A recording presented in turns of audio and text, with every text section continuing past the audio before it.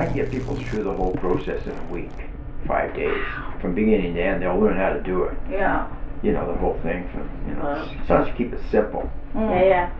You know, you don't want to carve in something too tactical or, you know, difficult. Ooh, I love that idea. Yeah, But I I'll like that think idea about too. that. I was thinking August And or time, something. yeah, what time? Yeah. Maybe August would be a good time. Yeah. That's always a good time. Then after you kind of rest. And the garden's growing and you There'll don't be do no anything to rest. it. There will be no rest. What do you want to name the show? Time warp. Time Warp.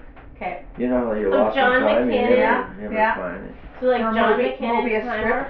Oh, retrospective Retrospective Time Warp. exhibition and then just put time warp Okay. or whatever if you want a title.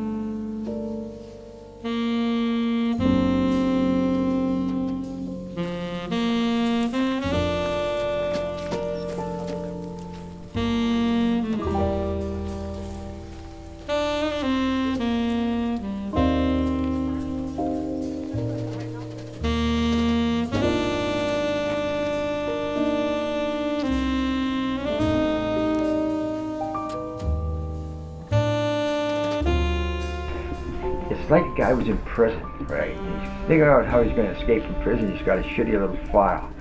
He's thinking, okay, well, if I take my time, I'm going to just file away at one of these bars, right?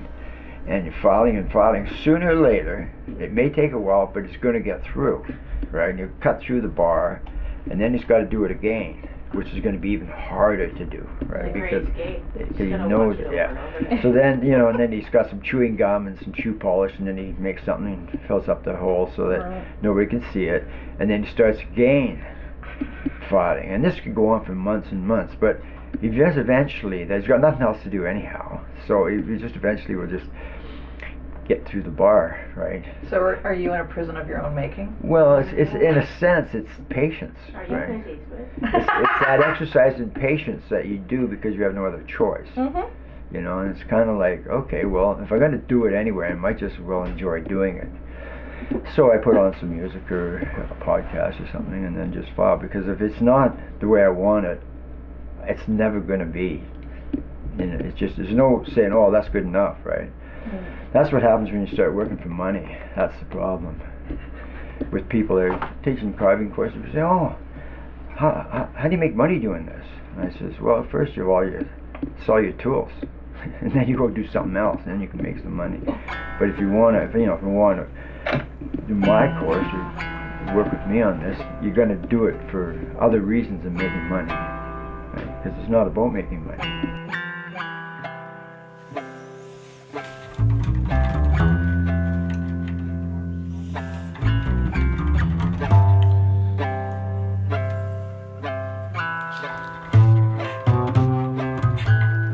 Too bad it's not archival paper. It's called the Dirty Sky. It was like, that's a thing on pollution, I guess. That's 1982 or something like that. They're 72. So there's this, and then there's these series of these things, right? So they're all That's different. gonna look amazing. I want to put them all on the. I like those too. There's the fall of the great American Empire. How about that one? That's happening right now as we speak. Crazy times. Yeah, anyway, there's we'll go over them. There's more than 15 there. Yeah, I know, but I don't want to. I don't.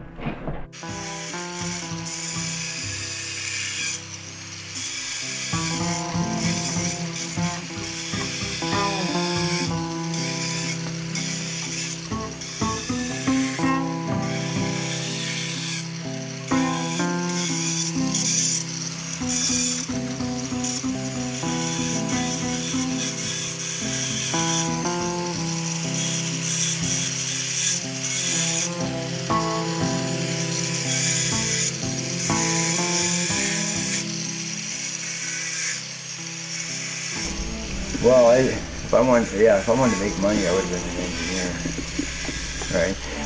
But it wasn't about the money. That's the whole point.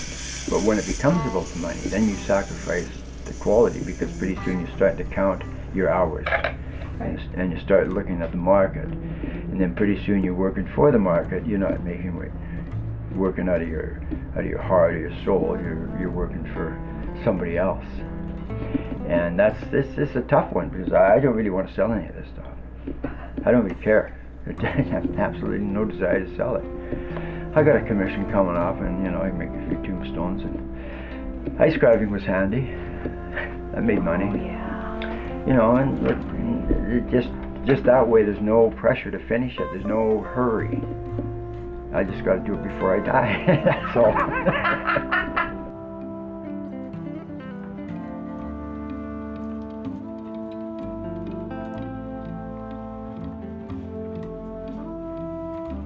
Stuff. As a kid, I was always trying to make stuff. It didn't matter what it was.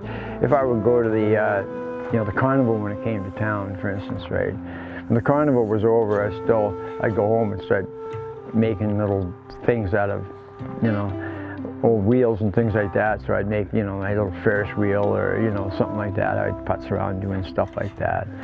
Or I was always making,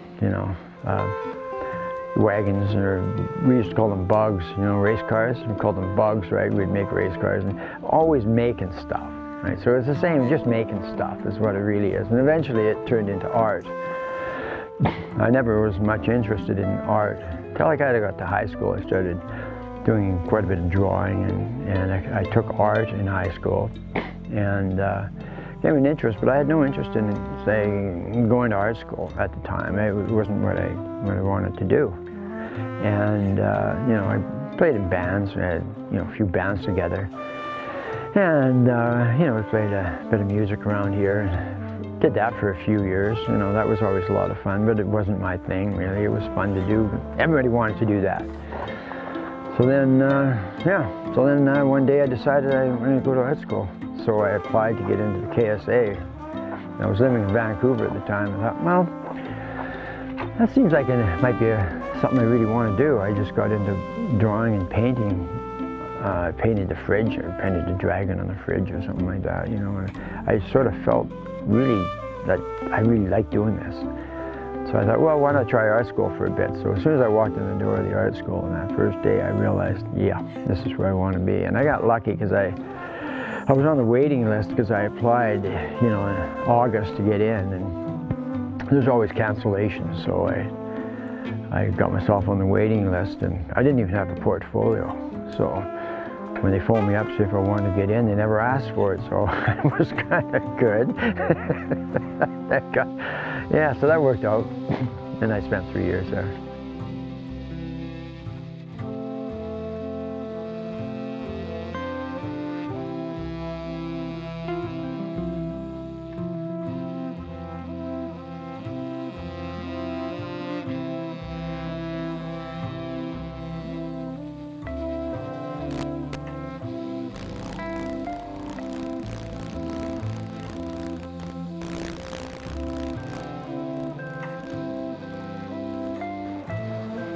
These drawings on the wall here, most of them came from my sketchbooks, which I have probably 40 or probably closer to 50. And they represent ideas. I always like to keep a sketchbook around so that I can get my ideas down, because sometimes, of course, you may have the a great idea and no time to do it. And I know so many times I've come the next day and I forgot what the idea was. But also in that process, I like to sketch things that are around me as well as part of the story. So whenever I go traveling or anything, I would do this. I would take the sketchbook with me, and I'd spend a lot of time just sitting and drawing what I see. And as you draw, if you draw something, you really have to look at it. It's like if you were to take a photograph, you can do it with your eyes closed and still get an image. But to actually draw something, you have to see it. You have to measure it. You have to represent it somehow, which means it becomes a part of your experience. And some of these, like this one here, for instance, this is a drawing of my mother. She had Alzheimer's, and I'd go up and sit with her when she was in the hospital. And this is just before she died, and I would, you know, sit and talk, and I would have my sketchbook. So quite often I just did a lot of drawings of her, or sometimes while I'd be there, other inmates from the place would come through in their wheelchairs and see what's going on, because there was always this traffic going on. And while they were there, I'd draw pictures of them as well.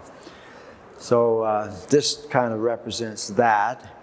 A lot of these other ones are ideas I have for sculptures that I like to make. Some are actually, I drew them at this scale, but most of the ones, like those bulls and the dogs and the ravens and that, I copied them from ones that I had done in my sketchbooks.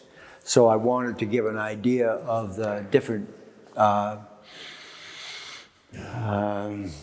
just different ideas that I had for, you know, like for instance, if I needed to do something with a raven, for instance, I've got a lot of different angles and poses. I was quite surprised actually to find a lot of these drawings. When I look back on them, I could hardly remember even doing them. So I just like, wow, did I do that? Holy smokes. And I forgot about that one. Of course, over 50 years, you do forget a lot of things.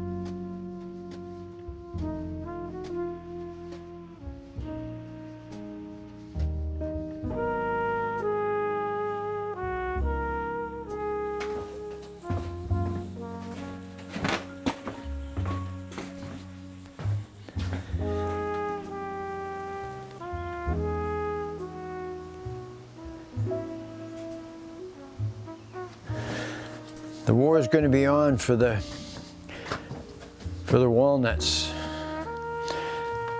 this year, between me and the squirrels. So when I did my second year of art school, I had a major and a minor. In priorities of courses, I majored in sculpture and I minored in printmaking. And I did the same thing when I did my final year, and I had a double major. Actually, I majored in art history, interestingly enough, and sculpture. And then I also had a minor in printmaking as well. But the art history was that they were in the process of compiling materials to expand their art history program at the school, because they had just, there was a, you know, they had only been in the art history for a few years. And the director, McGregor and Levitt, had gone to Europe and photographed art in different galleries all over Europe and compiled their art history program around that. So when I was in the third year, Ernie asked me if I wanted to do an art history program, and I said, yeah, sure. That was Ernie Underhill. He was a teacher of art history. And so what I did is I compiled as much information as I could find on Middle American, pre-Columbian art. So I spent, I don't know how many hundreds of hours tracking down materials, which is not as easy as it is today, and photographing, and then developing photographs and making them into slides and creating a slide presentation of Middle American and pre-Columbian art. No, this is a wood block print that I did of an Inuit carver who was carving antlers. I just did the drawing, and then later on, when I had some time, I extrapolated and turned this into a wood block. I've done a few lino cuts as well, but I've never really pursued this direction very much. I was more interested in doing screen prints than actually doing this kind of work. Although I do like it. It's a lot like carving. You know, it's a carving process. And it's sort of a combination between a carving and printmaking, which is kind of neat. Here's a couple posters from shows that I had several years ago, and I don't know the year this was. This is probably in 1980, or more 1983, I think, or something like that. I was still working in the jam factory. So I had an exhibition at this gallery that was down there. It was run by Wayne Worthington. It was a nice little gallery he had there for several years. And he's long gone from here. I think he lives over on the East Shore somewhere. This is for another exhibition I had at, I think this is probably about around maybe 87 or 86. There was a little gallery on Baker Street called Frame Art, and I had a little exhibition. This is another poster. I like making my own posters. That was a nice thing about screen printing. You get to play around and make posters, which is really neat. Yeah, well, here's some screen prints if you wanted to see those. These are the ones, a whole lot of experiments. There's, you know, the different years of printmaking. I started in art school and continued on after I graduated here. And then when I moved to Calgary a few years later, I continued and I took an interesting one here. This is like the West Coast. I did a whole series in Calgary that was all revolved around my experiences there, and I did the post-grad work there, so I had the whole studio to myself. It was wonderful for a whole year. I did a lot of printmaking. And then after moving back to Nelson, I continued on with another series. This is actually a couple of images that I did during the Nelson period working here when I got back from Calgary. So these have been done down in the 80s. A whole lot of different series of different styles, different experiments really of working. So each series of prints offers, here's back to Calgary again. A lot of different experiences, different techniques of stencil making. You know, there's a combination of really simple techniques, you know, tight registration work, and some photomechanical work, spray, stencil work using atomizer, and you know, these are photomechanicals that have been messed around with. And a whole lot of different, a wonderful medium to explore and work with. Is there I kind of miss it. Is something fun about it because is it more immediate? It's not very immediate because there's so many processes. I mean, you would start off with say 20 prints, and at that time the object was to create 20 identical prints. So if you had bleeds, and that happens quite frequently because if anything goes wrong, the ink will bleed through the screen and then you'll have problems. And then so you would work each, so when you finish the addition, what you actually have is you have an addition of 20, and that's it, because for each time you run a color, that screen disappears, so you can't go back and like redo it again. If I was going to do it again, I'd have to start from scratch and do it over again. So it's not like you, with a litho block or something, you can go back and make more prints, or with etching plates you can reuse them. It doesn't work that way with screen printing. So you might start off with 20 prints and end up with 10. So I use a lot of, this is all like rag paper, so it's expensive paper. So the idea was to use bond paper or something like that till you make sure everything is working, and then run the colors, right, until you get all the colors. And then the second color has to be designed to fit exactly with the first color to get this great registration. So this here is like driving through Apex one morning, and it was foggy, and the sun was coming up behind the fog, right? So you had this sense of all this light coming in. It was just, the whole area was just lit up. Now that's not done with halftones or anything. That's done with a mechanical process of mixing about, I don't know, maybe 8 or 10 different degrees of the same color on the screen at the same time. And then when you run it a few times, there's lines at first, but then it gradually mixes, and then you get this perfect gradation of light to dark. There's some better examples of it than this, but eventually you can see how it's lighter here and it just darkens off. And then you get about 1 or 2 prints pulled, and then you start the whole process again, right? And then you waste a whole bunch more on wasted paper until you get it where you want it, and then you pull it, and then gradually get this gradation. And then these are just successive screens of darker colors that were laid over one after the other on top of this. So that's a pretty simple thing when you think about it. When you look at it and try to figure out how it was done, it looks a lot more complicated. That wasn't too bad. It's interesting. The different, everything's an experiment, and they're all quite different. Now, here.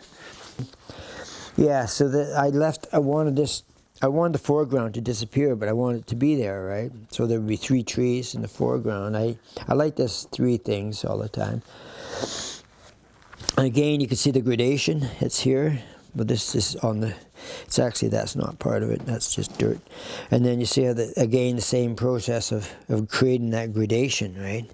But I may have started down here, graded up. But if I had done that, then there would be a line there. So it had to be diffused somewhat. So this would be more white, and then this would be blue. And you would never notice the white. Well, this is also made with a lot of really super transparent ink. There's hardly any color in it whatsoever. It's just really transparent, and it's oil-based. And oil-based inks, they soak into the paper, they bleed in and create this perfect gradations. And they take a while to dry, especially with the base in them, so you got room and you got time to do it. But by the time I got to the Arctic working up there in the 90s, they were starting to demonize any oil-based products when it came to this. And so then we started working with water-based, right? And this is all done with water-based inks. And you see, you don't see the same, at this point anyway, till I got used to working with it, you couldn't do the same things with water-based as you could with oil-based, because it dries really fast. And it doesn't soak into it doesn't have those thinners that are thinner than water, that they don't soak into the paper the same way, so you don't get the same effect. Like I couldn't do a lot of the other stuff anymore without, unless you're using with oil-based. I could probably still get the materials somewhere and do it if I was interested in doing more screen printing, but I don't think so. This is part of that series of the Ravens again, right? And this was a graveyard. And of course, there's a few places up there where, you couldn't dig in the ground because it's all rock. So the bodies were laid on the ground and then built up with rocks with these really neat crosses sticking out all over the place. I got some really nice images of that sort of thing, and this is extrapolated from that. But the flexibility is much less with that kind of material.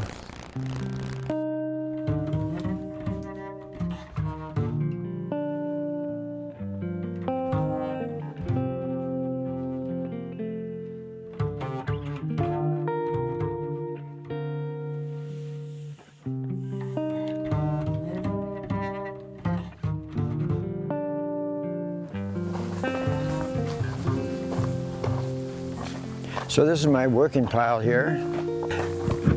That's where all the good stuff is. Problem is, you want to leave it in a tight place. Pretty soon stuff gets thrown on top of all the other stuff, and then what you need is at the bottom of the pile. So this would be where I do the carving and whatnot down here, because it's away from the house. So any, rough work or grinder work and all the big work gets done here. And you're kind of working most of the year down here. probably up until, you know, November. And then after that, you know, start off in the spring again.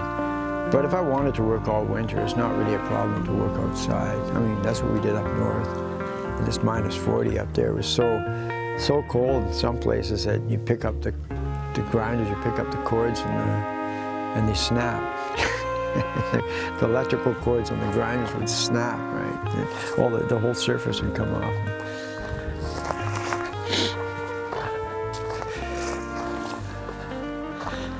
This is I call it a dancing wheelbarrow.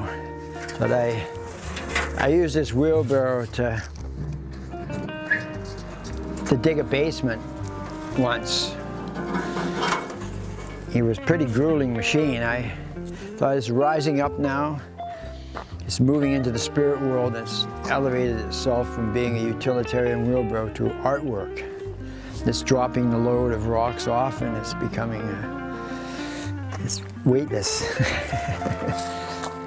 So this trail goes down and around and will continue on, but this is the last of the pieces along here. Organization of cats. Sort of like cat teamwork. It's not quite finished. There's going to be another piece in that composition.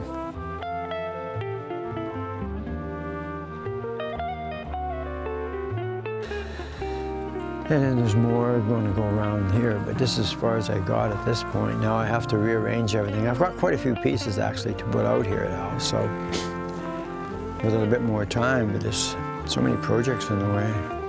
It makes it hard to actually get the time in. But now I'll have to concentrate my time on this, get it done.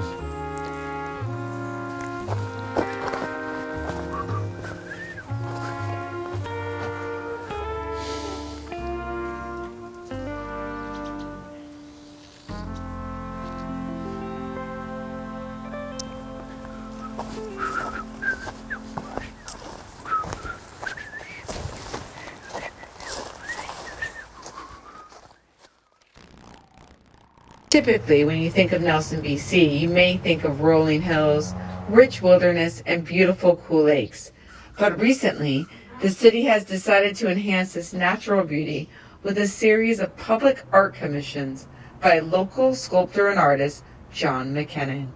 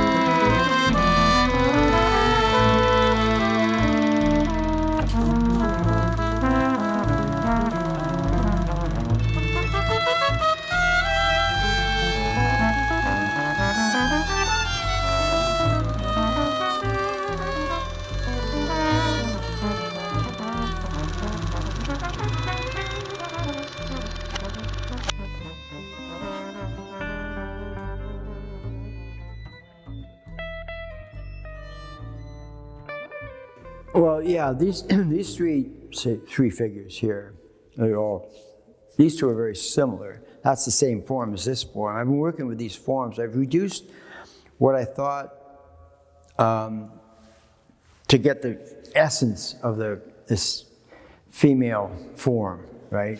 And to reduce everything to its sort of simplest line, yet still have that sensual, almost sexual quality of the form, to make it as simple as possible. And so what I get rid of all the extraneous sort of lines and forms and just reduce everything to simple shapes, right? It's like line, for instance. All the lines sort of have to work together. Think of a sculpture as take a chord of music, for instance, right? And a chord is made up of a whole lot of different notes, say 5 or 6 notes to make a solid chord. And the idea that each note has a certain frequency and vibrates at a particular frequency. And in order to make a chord work, those notes have to work together to form the frequency of a solid chord, and the chord becomes more than the individual notes, but they all have to be in tune or in harmony with each other. So if you look at one of these things, for instance, these particular torsos, every one of those lines that you see in the piece, they have to harmonize with all the other lines. So in a sense, what's happening is I've taken the lines represent the notes, and when you put all these lines together around a form to create the form, you're actually creating a harmonious chord of lines that actually create the piece. So if you take a look and you analyze these lines, you analyze these pieces, and you follow the lines through, you'll see that all these lines all harmonize and they all converge together under to form a one harmonious expression. And so what I've done with these is taken it to a next level, and then I started to do an engraving on the surfaces of these pieces, right? So I've been making monuments for over the years, and I've used that technique of engraving the stone to a monument. I started looking at them because when I do the monuments, one thing I really like to do is the designs that are on the tombstones that I've done. When it comes to doing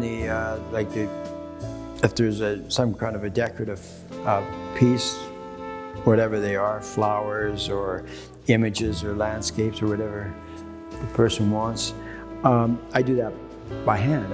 That's always original, sort of. They're not catalog designs. I like to make them all original, and I like the idea of carving. And as you'll see, with wood carvings, or when you start looking at the screen prints, each one of those stencils for each different color of those prints, or whether it's a wood carving, they're all hand cut, just like all the. And so what I thought, well, why not take that and incorporate that into sculpture, and just experiment again with another level of expression. So when I did these designs, say on this one, I had to make these designs fit the aesthetic of the piece itself, so that it would again, make it a greater than the original, rather than detracting from it. So that was the experiment, the key here. This one is the same. This is a bit more chaotic, but nonetheless, it's got that sense that when you cover it with these images on here, they actually, it makes you more aware of the surface of the stone. Okay? And especially this one here.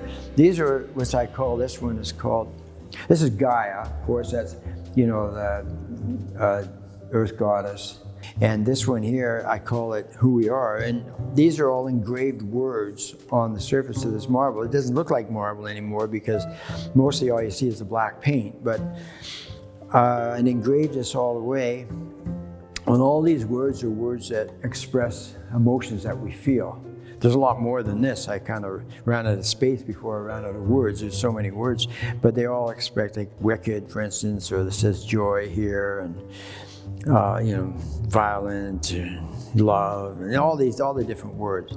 But what it did is it creates a different surface on the stone, like at an intellectual level, right? You know, you're looking at it at, you know, the idea of that, okay, the uniqueness of the idea, or that you're looking at the shape of it. But what's actually happening here with me was that what it did is it created a whole new level where you become completely aware of the surface of the piece, rather you don't see through it.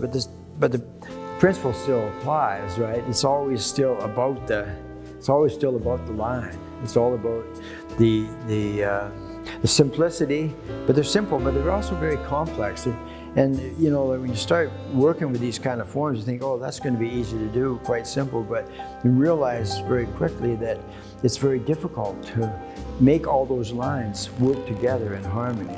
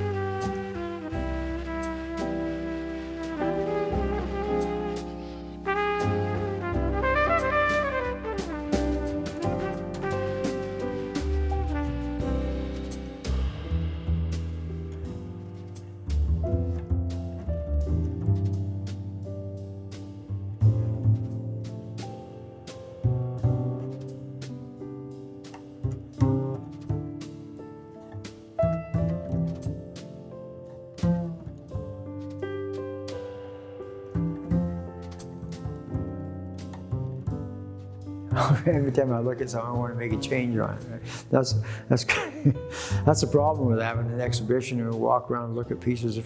Actually, there's very few of them in here that I would change. You know, there's a few things that I think, maybe I'd do that a little differently, or maybe I'd do something. But no, mostly I wouldn't change. I wouldn't change most of it. They're just a story. They're just another step along the way. Nothing's ever perfect. I could look at everything except the fact that it's not perfect, but it's close. And you know, to me, close is okay.